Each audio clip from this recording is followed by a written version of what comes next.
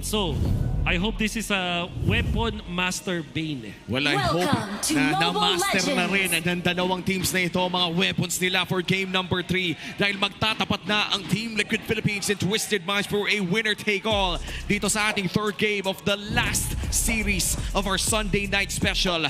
Tignan muna natin ang ating mga screens. This man has just achieved sa ating game number 1 a record in his rookie season. 18-0-3 doon sa kanyang performance on that Kimi na biniro natin na hindi na niya mahahawakan muli. Pero nandito tayo ngayon sa game 3 kung saan hawak niya ang Kimi. Sinacrifice to ng side ng Team Liquid. Ito yung mga gusto ko sa mga teams na talagang pinag-iisipan yung draft. Ito yung mga tipong hindi takot na ibigay yung signature pick. Kasi alam nila mas maganda yung trade na makukuha nila. In this scenario, it's Yi Sun-shin with the Kalea.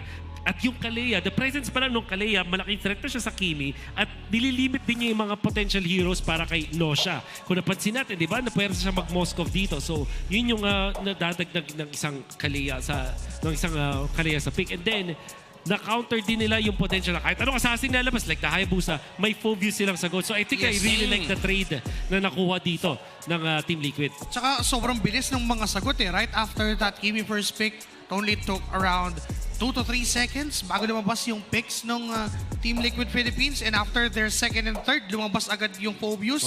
So parang this is really planned in mind by Coach RC. Ito yung textbook. Ito yung susundin natin na flowchart whenever we see that Kimi from Twisted Minds. At by this point, siguro may sagot na ang Team Liquid Philippines sa napaka-gandang performance ng side ng Twisted Minds on this pickup na Kimi. Kapag nakalaban mo yung 18-0 na Kimi, parang kung ibibigay mo yan, ibig sabihin lang yan ay may naihanda ka ng solusyon sa problema na si Shun. Yes. By the way, itong Kalea also enables some other picks. Like itong Lunox na red 4 pick mula sa TLPH, which is a flex pick na nakita natin mapupunta na sa may mid lane. Kung iko-combo yan sa Kalea, kahit na ban yung Farsa, meron kang one shot na combo. Kumbaga may pagde-deliveran ka nitong Kalea. Now, we have to also say na ito ay Carl TZ funneled core na strat mula sa TLPH. Isa ito sa mga paboritong estratehiya ni Carl TZ. Naging very open siya na gustong-gusto daw niya yung Season 6 dahil nga siya yung pinapakain ng kanyang team. Ngayon bumabalik tayo sa medyo malapit na estratehiya. But I want to look at this Lunox pickup coming in from Sanji. Alam natin na kailangan din ng, kahit sabihin natin may fun strategy, kailangan pa rin ng pera ng Lunox. Yeah. Kailangan niya makapag-scale. Parang the last time nga na nakita ko yung YSS ni Carl plus Lunox, si Ribo pa yung kasama niya doon sa Lunox na yun. Sobrang tagal na. Diba? And this time, meron ulit ang pwedeng asahan knowing na naka-fighter nga itong si Oheb. Pero kasi, magic damage-wise, sobrang taas for TLPH. Pero nandiyan naman yung physical damage na inaabot din ni Carl TZ. And a very interesting pickup here for Lansu as well. Going in for the vengeance. Matagal-tagal na natin hindi nakikita yan sa kamay ng isang Urinos in an MPL game. Siguro sa mga RG ay kadalasan nakikita natin yan. Pero dito mukhang iba ang kanyang sagot. But look at this. Forced to back off yung Moskov mula dito sa Bane. Ooh. Dahil din naman din sa rotation ngayon itong si Carl TZ doon sa mid. Tsaka alam niya kasi may flying clouds. Well, mas mabilis siya makakabalik doon sa lane. Pero that took a lot of energy shields. Energy shields, Naubos? Hindi naman. Hindi naman naubos yung energy shields. 80%. Grabe. Napakapataas na farm doon. Actually, kung papalikan, sa ngayon 1.2k na ang gold ni Bane. Lansu ay very low.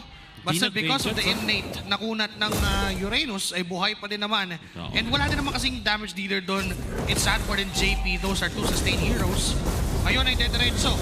Sanford with a dark wave. Si Kaloy ang target. Traction Pulse ay nandyan. Ugi Shadow Kill. Retribution kay Carl. TZ pa rin yung turtle. Ngayon papalagan. Tutuloy ang TFP is getting 2. Make it 3 na kill. Binuhat pa si Lansu. 3 kills plus a turtle. Clearly it has TFPH has the advantage dito sa game. Disastrous start para dito sa Twisted Minds. Sinubukan nilang pumalag pero hindi nakuha yung retry. Carl TC nag-iinit pa rin mula sa gates 1 and 2. And what a rotation from TLPH. Yun na yung ginawa dito ni Carl TC. Pinressure niya yung top lane, forcing itong Sinosha, but also giving a lot of momentum para dito sa Bane ni Oheb. Tapos, walang dangerous, walang expanding rivers ha, pero alam natin na medyo mabilis ka pa rin after the turtle fight. Immediately, nag-respond itong si Oheb. Hindi siya nag-double lane, pero pumunta siya dun sa turtle fight. Bumuhos na kanyang ulti, tapos nagbigay pa, nag-contribute pa ng isang kill. Ngayon, nag-double lane na siya, 1.9k gold advantage para sa TLPH in a snap. Oo, at mukhang they will be building off of this. Snowball na naman ang ating makikita. No, siya makukuha naman ang gold crab na yon. Pero kung titignan natin si Oheb on this Bane pick, hindi pa nga natin nakisachi. Teka lang, mukhang merong Aray. napili doon. Aray. Si Kaloy agad ang tutumbas sa kamay ng TLPH. Isang buhat, tapos burst down. Ganon kabilis pumatay kung ikaw ang Team Liquid. Zero reaction, pare. Hindi mo na nga napindot yung revitalize kasi alam mong kahit mapindot mo yun ay hindi ka na makakasurvive sa burst damage na hawak ng Team Liquid. Dahil dyan lumaki ang kanilang gold lead. 2.3k gold lead already at ayaw nilang tigilan. Pakiramdam ko, gigil na gigil ng umulti ulit to si JP. Only double yun yung gano'ng kabilis. At tapos yung banda pa no first kill dito ni Oheb, masakit na rin sa ngayon. He's actually ahead 1,000 gold sa kanyang 900 gold sa kanyang katapat. Ay, nako. Ay! Uy, Ay! teka lang, may AOG para binitawan to si Kaloy. Nahuli si Oheb, nahuli din naman si JP. Ang kaso nga lang dahil makunat na hindi na itutuloy ang misyon. May turtle na sinusubukang kunin itong si Carl TC, si Sanford, si Lanzo ay walang magawa kundi tumingin lang doon sa kinukuhang objective at libreng pagong para sa side ng TLPH. Mukhang susubukan naman ng Twisted Minds sa mag-trade doon sa may bantang itaas with Nosha just continuing to push gamit ang Moskov na ito. Pero mukhang makakapag-flying clouds na nga pabalik ang Bane. And maybe this is something na kailangan din natin i-considera. No? Siguro kung wala yung flying clouds na yun ay nabutas na Yes. yung top lane. Biglang nawala yung farm na inipon dito ni Oheb na over double lane din naman siya sa scenario na yun. And actually, sa lahat ng kaguluhan na yun, ang pinaka nag-benefit is si Nosha. Able to catch up when it comes to the gold. Tapos napigilan din nila yung pagkuha dito ni Oheb ng kanyang first item. Ay, masin doon. Tinamaan lang. No! And Nosha will fall down ang ganun kabilis at ang bubuhatin pa yung si Kaloy. AOG papalayo. Revitalize ay nagamit din. At Crystal atras ang na. Twisted Minds. Basag na yung Torres sa itaas. Even getting a kill for Oheb. Parang ang tinura ng asido, pare. 5 minutes na crystal para kay Oheb. Hop, huwag isa kill lang doon. Oh. Nagamit din yung deadly catch. May SOD pa. Hindi na pumasok pa itong si Nosha. Or may flying clouds para makabalik naman dun. So, no need to risk it. But TLPH pushing the turret up top. Tapos, nagkaroon na ng malaking advantage ngayon. Ito si Oheb, 900 gold over Nosha. Ang hindi rin natin napapag-usapan dito is yung junglers natin, Carl TZ and MP the King. Sa sobrang aktibo ni Carl TZ, ang taas ng level niya and nag-snowball na nga itong Yisenshi na to. Oo, level 10 currently with 5 assists. Kahit pa sabihin natin hindi makakuha si Carl TZ ng kill dito, hindi naman nagmamatter sa Yisun-Shin yun. Ang nagmamatter, nakakakuha siya ng mga items na kailangan niya at lamang siya sa retribution battle in this upcoming turtle fight kung saan pwesto na nga ang side ng Team Liquid Philippines. Pero mukhang magbabuff muna dito si Carl TZ. Nandiyan din naman sa pwesto yung Hayabusa pero mukhang kailangan niya munang lumiko doon sa orange buff niya before that turtle fight happens. Pwede itong i-burst ng TLPH. May option silang gawin yun. Tapos may lunox pa sila. Ang bilis lang with the Chaos Assault na patayin itong turtle. Pero hindi na nga siya kinailangan doon. Even JP na lang si Cartiz. May SOD though, natatama. I doubt na papasok si Nosha doon sa turtle pit. Libre na naman ang pagong for TLPH. Carl TZ, yung discarte niya dito kahit one-sided yung turtle, nag-ultimate pa rin siya para sa vision. Especially kapag super low na yung turtle. Grabe, dalawang minion, isang ano lang, no? Isang skill lang kay Oheb. Oo, yan naman talaga yung kapangyarihan Grabe. ng Magic Bane ngayon. Ang hinihintay ko nga mamaya kung magtatabang pa si Oheb na mag-flicker Dura ulti. Oo. Yung signature burst ng isang Magic Bane. And correct me if I'm wrong, the last time na nakakita tayo ng Magic Bane dito sa MPL Philippines nung hindi pa nauuso sa gold lane ay nilaro pa ata ito ni Few na way back. Baka, AP no? Bren pa, pare. Oo. Ganun nakatagal. Napakatagal. Meanwhile, ngayon ay papasok na naman na si JP may binuhat at si Kaloy. Magiging target, makakapag-AOG pa. Papalayo at makaka-atrasin Lansu. Will zone away the members of TLPH. Meanwhile, Sean, medyo kumakati na rin ng damage at sumasakit. Kailangan pa ng items ng Twisted, pero TLPH still sitting on a 3K gold lead against them. Steady lang ang flow para dito sa TLPH. 3K ang kanilang gold lead. Parang kada minuto ay umaangat lamang ng 400. Pakiramdam ko masaya na ang TLPH sa pacing na ito. Mag-engage ngayon aside ng Twisted Minds. Si OEB magiging target. Hindi tumama yung Unbreakable. Pero nandiyan yung traction balls and OEB will die onto the hands of Twisted Minds. Sanford susubok na kumuha ng counter engage. JP na yun nandyan. Patalon-talon lang si Sanford. Si MP na kanyang target at mamamatay. Si Nosha doon. Wait lang, nawala. Sa iba palang pati ng mapa. MP will die as well. At hindi pa rin tapos ang Team Liquid Philippines. Nandiyan na nga si Carl. Nakapatay sa gitna. Ngayon susugod sa itaas. Mag-aatrasa ng members ng Twisted dahil hindi nila kayang sabayan. Pero Sanji daw nasaktan doon sa damage ni Lansu. Pare, parang 6 na beses atang lumipad si Sanford doon. Oo nga. Ang dami niya ring beses na na-cancel yung mga crucial na abilidad mula kay Every the King. Kahit sinong Hayabusa maiinis sa ginawa ni Sanford. And there was a kill mula sa Twisted Minds against OHEB, yung Bane. Pero parang hindi enough kasi sino nga na ba talaga tunay na bida at funnel core para sa TLPH? It's actually this Yi Sun Shin. Kung baka ito si OHEB, taga-clear lang, palamuti.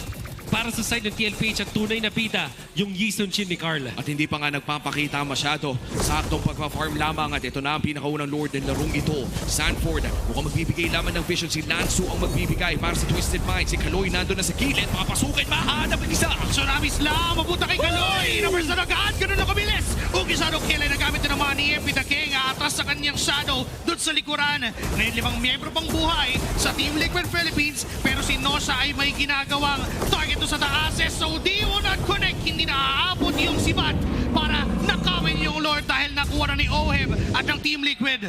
Oo, Torre para sa Lord. Pero mukhang gusto nila si Sanford. Kakabit ang Ugi, ang Quad Shadow.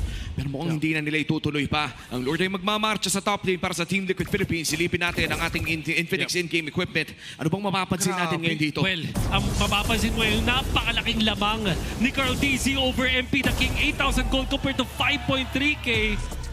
Will be a pause for now. 2.7k gold lead.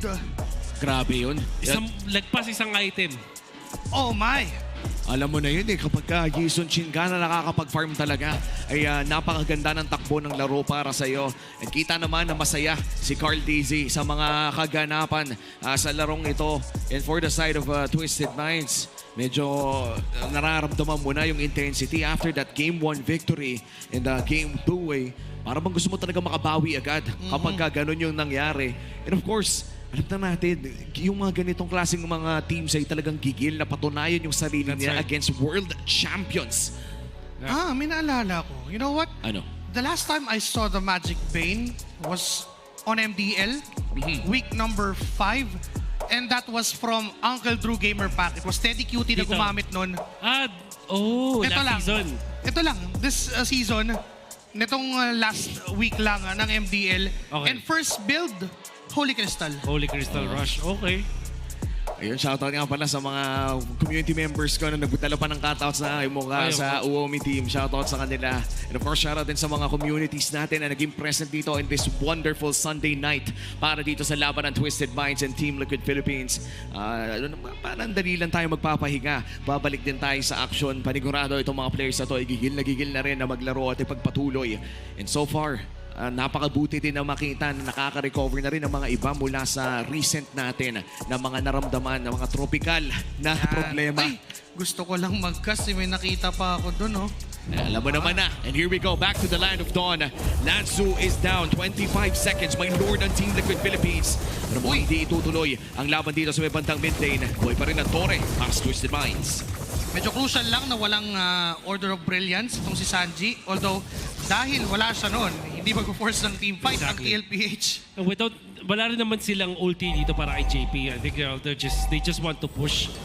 Yung isang thing dito with OHEB kasi yung Bane na gold lane, threat din So hindi mo siya pwedeng iwan na nagpo-push kasi may damage siya sa Torre. Napakabilis, pumasag ng Torre. And yung Lord ay mabilis ding mapa-first down. Pero merong talong mula kay JP at si Si Ayun Sean, na, kasi aray, Encounter, ang napili niyang target, tutumbagan yung isang member mula sa side of Twisted. Kapalit ng Roma yung jungler, lamang pa rin ang Team Liquid doon. Tatlo yung kumain ng pating pare. Oo. At napakasakit ng damage ni Oheb kahit hindi natin nakikita na tuloy-tuloy yung pangbigla na meron sila. Oh, ito na Oop. naman. Okay, akala ko magagaya. Scary. Scary clouds, hindi na basta flying clouds. Pero si Kaloy na ipit, tinamaan ng Dark Wave. So naman yung second skill mula kay Sean. Pero aatras na rin naman ang Team Liquid. And now we look the at the grenade. Infinix in-game equipment. Kompletong-kompleto na yung mga panakit na Ang laki damage naman. dito. And look at this, 3,000 higit. 3.8. No, that's almost 4,000 ang lamang ni Carl TC. And then you look at this Bane na 3 items na at tapos Phobius din na may blade armor on top of Dominance Ice. Ang hirap ng pumwesto dito if you are even if you're Nosha, sino pa yung tunay na target mo dito? At sino pa yung magbibigay ng target? Now, Sean going in for the Divine Glaive. This time, hindi siya nag-Sky Piercer first item. Ang Tapos- hirap din kasi. Nakita ko rin pala kay Ohe, wala siyang boots. Meron na tawid. Meron naman Arcane. Meron naman Okay, Arcane meron. boots, Arcane Hindi boots, lang okay. Akala ko kasi yung first slot niya, armor lang eh. Well, to be fair, nung simula naman ay bumili lamang siya ng yung brown boots. Brown boots lang. Tapos rumekta agad ng Holy Crystal. Kaya naman napakaaga talaga ng Holy Crystal pickup dito for Oheb. Around 5 minutes. And that's with the reduced gold na nakikita natin sa ating lane. And this is going to be the second board of the game. 5 segundo bago lumabas ito. Binabakuran na ng Team Liquid Philippines ang Lord na ito. At mukhang napakaganda ng pwesto ni Sanford. Ito first na agad pare ko. Lunox eh. Ilang segundo lang ang kinailangan ng Team Liquid Philippines para i-burst yung Lord na yon. And si Lanzo ay napilitan na rin umatras na dahil buo pa ang resources ng Team Liquid. At saka tingnan mo yung decision talaga ng Team Liquid Philippines, no? Nag-dark na yung Lunox, ni-retry pa rin ni Carl TC. No chances na Yeah. maagaw yung Lord na yun. Really crossing their T's, dotting their I's. TLPH hindi nagbibigay ng kahit anong weakness para na pwedeng i-exploit ng Twisted Minds. Call TZ going in for the Winter Crown. Para naman dun kay MP the King. Pang buy and sell din yan, pare, kapag sakali, no? So, Oo. this could be the push na maghahanap na talaga ng TLPH ng possible endable angle kasi na may hawak din silang Bane, eh. Ito yung nagpapabilis ng Oh mga my God. sieges. Sobra. Tapos may ilang pa si Lanzo and even Kaloy na mag-frontline. Kasi pag lumabas na yung pating, may knockback, tapos sasaloyin mo yung buong magic damage doon. JP will go in. Si Kaloy naging target. Binitbet pa pala yun. Sa isang iglap ay nawala yung gatot-katsa na hawak ni Kaloy. May Lord sa itaas na di pa nakiklear.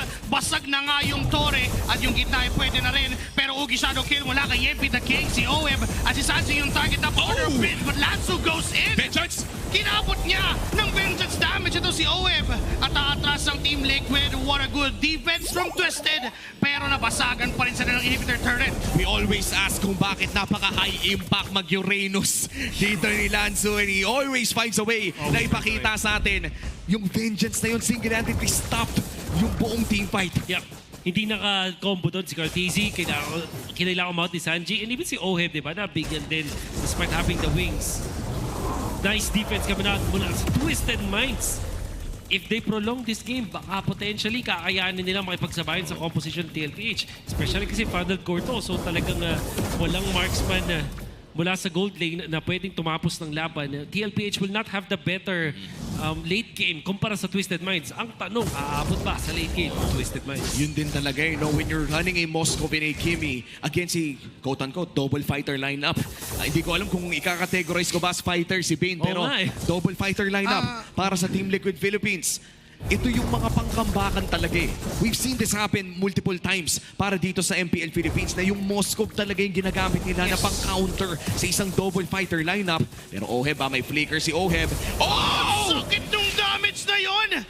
Just Oh my one God. ultimate and I guess 1 second skill enough to tear down at least 85% ng HP ni Sean. Aray ko. Aray ko, pare. Ramdam ko through the screen. Para ako nanood ng 3D. Yun ang tunay na tumatagos, mga kaibigan. Nanunuot. Ay, Oh my God. i-count Ang mo as pusit. warning shot yan, mga G. Gaano kaya kabilis ng Lord na to?